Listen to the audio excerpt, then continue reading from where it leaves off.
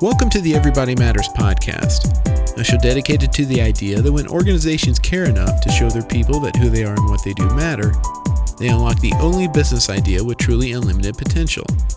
I'm Brent Stewart, your host. This podcast is an outreach of Barry-Wehmiller. Don't forget to connect with us on the web at barry-wehmiller.com, on Twitter at Barry-Wehmiller, on Facebook and LinkedIn, and check out our blog, trulyhumanleadership.com. Raj Sisodia is a familiar name to listeners of the Everybody Matters podcast.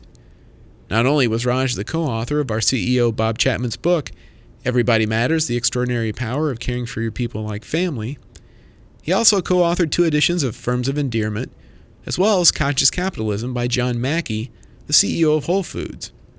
Raj was also the co-founder of Conscious Capitalism, that organization and movement. Raj has recently released a new book, written with author Nilima Bhat. It's called Shakti Leadership, Embracing Feminine and Masculine Power in Business. In this book, Raj and Nilima take a deep dive into many of the things we believe at Barry-Wehmiller, including how emotion and caring have a place in business. Raj and Nilima recently held a number of launch events for Shakti Leadership in India. On this week's episode of the Everybody Matters podcast, we'd like to feature an edited version of their remarks from one of those events. So conscious capitalism is I think it's fair to describe it as a movement. It's a different philosophy of business from the traditional dominant narrative that exists out there, which really emerged, I think, in the US and really got kind of hardwired, especially in the 70s, that the purpose of business is solely to maximize profits. Milton Friedman said, it's as long as you stay within the law, that's the only thing that you should be concerned about, and everything else is extraneous, in fact, even a distraction. We believe that that's a very narrow way of thinking about business. So businesses should, in fact, strive to have a higher purpose. So having a higher purpose really animates the business, gives it that reason for being, gives people a reason to get up and come to work that goes beyond just earning a paycheck, but it's really about making a difference and leaving a legacy. The second is the idea that businesses need to strive to consciously create value for all their stakeholders. If you just focus on the shareholders and you make everybody else a means to that end, that ultimately reduces the vitality of the whole system. Everybody's interconnected and interdependent. The well-being of customers, suppliers, investors, communities, the environment, etc., is all intimately connected together. So if you are trading off the well-being of some for the well-being of others, eventually you destroy the health of the whole. The third is that we need leaders who actually care about the purpose and care about people ahead of power and personal enrichment. Right? And these are leaders who mentor, motivate, develop, inspire. They're not about carrots and sticks. They're not really command and control. And I think they truly do embody what we talk about in Shakti Leadership, a blend of masculine and feminine, along with other aspects of being whole.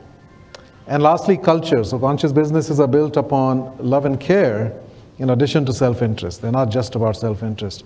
And traditional businesses have a lot of fear and stress in them, which is why heart attacks are highest on Monday morning. 88% of Americans feel they work for a company that doesn't care about them as human beings. There's lots and lots of statistics that show how toxic the world of business has become. It doesn't have to be that way. And conscious capitalism presents an alternative view of how businesses can be agents of flourishing and beauty and spread goodness in the world, while at the same time they also actually thrive in traditional terms as well. In fact, they outperform quite significantly financially, but they also create many other kinds of wealth. It's intellectual capital, it's social capital, it's the emotional well-being, it's spiritual well-being, having meaning and purpose, it's physical well-being, it's the impact on the environment, impact on the culture. All of them can be positive if you approach it with the right consciousness. So Raj, I know you've talked about all the benefits of conscious capitalism, but I want you to state clearly from your research the financial benefit as well, even though that's not why we do it. Yeah, so creating wealth is important. I do want to emphasize that. Profits are a social good. Right? If you don't have profits, you don't have taxes, you don't have money to pay for infrastructure, you don't have, essentially all the work that we provide, services we provide for citizens, ultimately derive from some profit-making business that's able to generate that economic surplus. So it's important to be profitable. It's socially irresponsible not to be profitable. You're using society's scarce resources, and businesses need to generate a surplus from that. Business has to be the ultimate win-win game. But it matters a great deal how you make that money. Because you can make that money by squeezing your employees and destroying and damaging their health. You can destroy the ecosystem around you, right? You can essentially do great damage to the futures of our children and grandchildren. Or you can do it in a way, as I said, which simultaneously creates many kinds, as many as 8 kinds of wealth. It's interesting, the paradox of this, these companies are not maximizing profits, that's not their purpose. And yet, in my research in firms of endearment, we found companies that fit this profile outperform the market, in that case by a 9-to-1 ratio over a 10-year period. 1,025% returns over the market S&P 500 being up about 125% in that time period. Right? So again, it's like your happiness. Viktor Frankl said happiness cannot be pursued, happiness ensues. It is the outcome of living a life of meaning and purpose. Profits too cannot be pursued. Profits ensue, they're the outcome of building a business on higher purpose and on love and care. And when you do that, when you become part of the healing of the world and not part of the hurting, then extraordinary returns of many kinds result from that. So I think this is not a trade-off. This is not saying that let's settle to make less money and do less harm. This is about saying let's do multiple kinds of good. Let's figure out how to do business with a spectrum of positive effects. And it can be done. It exists, therefore it must be possible. And it does exist. And that's what your research shows. And others as well. It's not just my research. I mean, there's many, many other, dozens and dozens of studies that are confirming this. And it's common sense if you think about it. Employee engagement worldwide, according to Gallup, is 13%, which means 87% of people work in jobs that they don't care about what they're doing. Now think about if you take that up to 80% of people who care and are passionate about what they're doing. It's ultimately all about human energy, it's human creativity, it's human caring. And these companies are able to liberate extraordinary amounts of that. And that has to result in superior performance over time. And it does. So the kind of the elephant in the room and the undiscussable question. It's all very well to talk about these wonderful ideals, but would there be, voices in the head in this room going, this is India. It's such an unconscious system we are a part of. There's all the corruption, you don't get past anything with so much bureaucracy, and we want to do good, but we are stuck in so many ways. Yeah, I think, I know there's legitimacy to that argument, but I also believe it's a cop-out. It's really shrinking from our responsibility as business leaders. Businesses have the opportunity and I believe the responsibility to transform that system. We're not passive victims. We need to operate as creators and not as victims in this mode. And businesses individually as well as collectively have tremendous power to actually start to alter that system that we're all part of. And we actually have to take a leadership role in that. Of the 3 sectors of society, business, government, and nonprofits, I think ultimately in free societies, private enterprise has to play a leading role. The government is there to create the conditions and of course to provide a safety net and provide infrastructure, and nonprofits obviously play a role in areas where there's not a business model that can operate.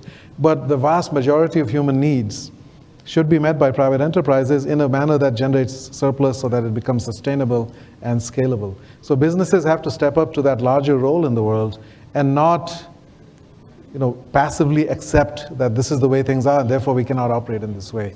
I think we have the opportunity to actually change that system if we have that intention to do so. That's where Shakti Leadership may come in. Yeah, so we're going to switch roles now. I met Nilima at that conference we did in the Taj in Bombay in 2010, and we had a group called the Chitta Sangha, the Consciousness Collaborative, several of the members of which are present over here. And since that time, we've had this journey of growing and learning about this way of being and this way of being in business. And one of the things that we had observed, and I had observed through firms of endearment, is that these companies really did embody a lot of what we would traditionally term feminine values. Nurturing, caring, and compassion, and actually using words like love. Can we build a business on love, etc.? This is not the kind of language that has been associated with business. So this idea was there in the backdrop. And then Nilima had been working in the realm of Shakti and writing a column for DNA on Shakti Speaks and so forth. So we started to coalesce some thoughts around this. So let me ask you, Nilima, what is this whole idea of Shakti and what does it have to do with leadership? So Shakti is the evolutionary force and fuel of of everything, and it's inside each of us. Now, when we were talking about leadership, I realized that leadership is essentially the exercise of power. To get anything done, you need to have power. Most of us have been socialized into privilege-based power. Like, can I get to be the top of the pyramid? Can I become CEO? You know, if I'm male, I have more power than a female. That's why many parents in India want a boy child and not a girl child. So we have started investing power, or vesting power, with all kinds of privileges when we're like fish dying of thirst, swimming in a sea of water. And I realized leadership is about power to get to the outcome you want. Conscious leadership then would be about achieving conscious outcomes that are not just for self-agenda, but are meant for the greater good. So if you're talking conscious capitalism and conscious leadership, we have to bring into the dialogue the idea of Shakti. That you need a power base, which is not our same old power base, based on the power you get from your privilege and your position. So as we write in the book, it's power with and not power over. In order for the leader to be powerful, they don't have to extract it from those who they lead, but they actually empower everybody even more as they channel all of that energy. The other way that I've thought about it is that, you know, this is there's a purpose to evolution, and the world and the universe are moving in a certain direction. There's a trajectory to that, and it's moving towards higher levels of mutuality and goodness and truth and beauty and embrace. I mean, you just look at the way human history has evolved, and you look at the evolution of the universe as well.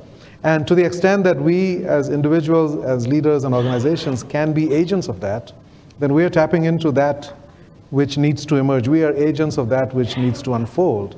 And therefore, there's infinite power behind that, right? Yes. Whereas if you're trying to go against that or trying to do something purely for self, you know, a leader who's all about their own motives and using other people, that's not a leader, that's a tyrant, right? And that would not be a Shakti leader. So now we have a framework. Could you describe Shakti leadership as a model of leadership? What are some of the elements of that? Sure. So, as you know, it took years and years to arrive at this model, and somewhere perhaps many people asked me before we started, how long did it take you to write the book? And I said, it's like I was pregnant with it for so long that when the time came, it just came out very quickly. So it's taken years to arrive at a simplicity on the other side of complexity. And what is the simple model that is on offer in this book? If you want to be a Shakti-based leader, a conscious leader, the first is you've got to have the 5 elements, the Panchabhuta, okay, the 5 elements of Shakti leadership. First is you've got to have presence. Presence is a state where you have stepped back from your ego, your fear-based ego. Presence is a state where you have nothing to defend, nothing to promote, nothing to fear, and you're fully available to this now moment. Okay? And when you're in presence, you access the second element, which is the power of presence, which is Shakti, which is like this fabulous river, the Antarganga, that's just flowing through you anyway, becomes available to you. From that Shakti, the other 3 elements are now possible for you to cultivate and develop. The first, and this comes from the Chitta Sangha model, the first is wholeness. Can you become whole, psychologically whole, as a leader? What does that mean? You have a masculine side, you also have a feminine side. Why would you operate from half your power when you can put together these 2 halves and become a whole person? We have the idea of the Ardhanarishwar, right? How do we get to that psychological state inside ourselves? I also talk about the wise fool of tough love. Can you become your own parent and your own child? Can you be wise, like the parent would be? And do you also know when to lighten up and be foolish and play and enjoy and be imaginative and not take yourself so seriously, right? So wholeness is that holy family reunion inside yourself. Your parent, your child, your inner man, your inner woman, all come together. What is flexibility? The 4th element. Flexibility, flexing is well known in all leadership models, that you are not stuck in one mode, right? Maybe you prefer your masculine style of leadership, but flexibility would mean that you know how to flex to the feminine and draw from it when the situation demands, and vice versa. The last piece, which is the 5th element, is called congruence. Congruence very simply is you may be whole, you may be flexible, you're present, you're moving with your Shakti, but where are you going with all that, right? Congruence is, are you on purpose? Do you know your Laksha? Do you have a higher purpose beyond self? So 5 elements of Shakti leadership, and we put a circle around that, and that is the circle for the hero's journey. I don't know how many are familiar with Joseph Campbell's work, Hero's Journey, a show of hands. Okay, wonderful, wonderful. Highly, highly recommend this life-changing book where we draw this model from, that in order to come into your power, to become a whole person and enter into all these elements I just described, they're not going to be handed to you on the platter.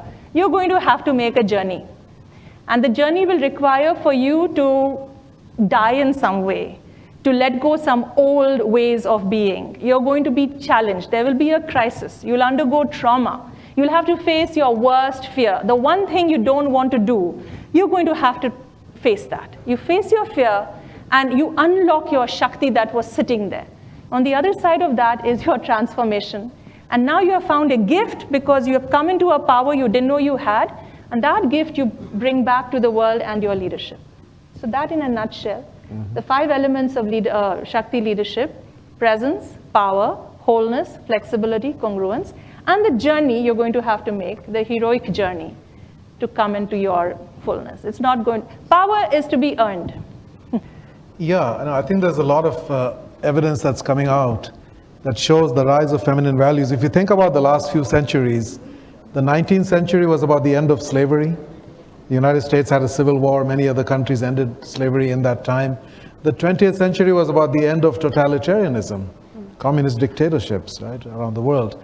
The 21st century will be about, we believe, the end of the sidelining and the repressing of the feminine, not just of women, but feminine energy, feminine values generally. And a lot of research is starting to show this shift in a dramatic way. So there was a book called The Athena Doctrine, which was subtitled How Women and Men Who Think Like Them Will Rule the Future or Will Lead the Future. And it was based on empirical work of 60,000 interviews around the world. 30,000 people were asked to define masculine and feminine, because it is a matter of language sometimes, right? What we label as masculine and feminine. And then 30,000 people were asked to define the qualities of good leadership. They were asked to define what does it mean to be ethical and moral. What are the requirements for happiness? And in each case, what they found was that which is considered feminine correlates very strongly with that which is considered good leadership. It also correlates with greater happiness, and it also correlates with greater morality. So we're starting to see now, after countless millennia of domination of one side of the human psyche, the masculine side, domination, aggression, competition, winning results at all costs, that has led to a huge amount of material progress, but also extraordinary amounts of suffering and pain in the world. And it doesn't have to be that way. And there's lots of indications that we are coming out of that. If you look at human history just in the last 100 years, until 1946, European nations fought 1,200 wars in 600 years. There were 2 wars every year on average. Since 1946, there have been 0. Right? So we are moving away from that world. We're actually living in the most peaceful time in human history. Fewer people are experiencing violence, murder, death by terrorists or death in wars. It's down by 95, even 99%. We don't realize that because of the headlines. As Bill Clinton said, don't mistake the headlines for the trend lines. The trend lines are generally moving towards greater peace, greater cooperation, right? All of the kinds of things that we now associate, or we traditionally associate with the rise of more feminine values. So I think there's a great deal to be optimistic about. This is the century in which women finally are able to step up to their role as equal partners, obviously, in the human journey. And a big part of that is access to education. Women outnumber men in college everywhere in the world except South Asia and Sub-Saharan Africa. It's 58% across all industrialized countries. 58% of college students are women, and they get higher grades and they graduate at a higher rate. So every white-collar profession will be dominated by women in years to come. We'll see women in leadership in every realm. It's already happened in multiple fields. And when you have strength in numbers, we get away from the old idea. The only women who could succeed in the old world, if you go back and look at 20 years ago, we had Margaret Thatcher, who was the Iron Lady, and Golda Meir, who was the original Iron Lady, and Indira Gandhi here in India, who was known as the only man in her cabinet, right? The only way women succeeded was by being more aggressive, more dominating, more ruthless than men. And today when we have more women coming up, they are able to actually lead authentically. And also men have permission to bring out that side. You know, one of the beautiful phrases that I learned from Nilima is, vulnerability is not a liability, it's an ability. And we suppress vulnerability so dramatically, right? We teach little boys, you cannot cry, right? I mean, man up. You know, it's a very harmful thing that we can tell little people, you know, not to actually be human, to be able to express emotion. So I think we're really moving forward into a time when all of these human qualities will be able to be expressed by men and women alike. And I think it's a wonderful time. If you'd like to learn more about Raj and Nilima and their book, Shakti Leadership, go to shaktileadershipbook.com. If you'd like to find out more about the book Raj wrote with Barry-Wehmiller CEO Bob Chapman, Everybody Matters, The Extraordinary Power of Caring for Your People Like Family, go to everybodymattersbook.com.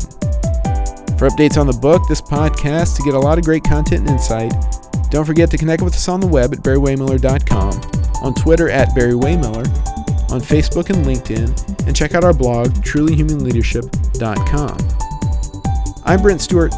Thanks for listening, and don't forget, Everybody Matters is the only business idea with truly unlimited potential.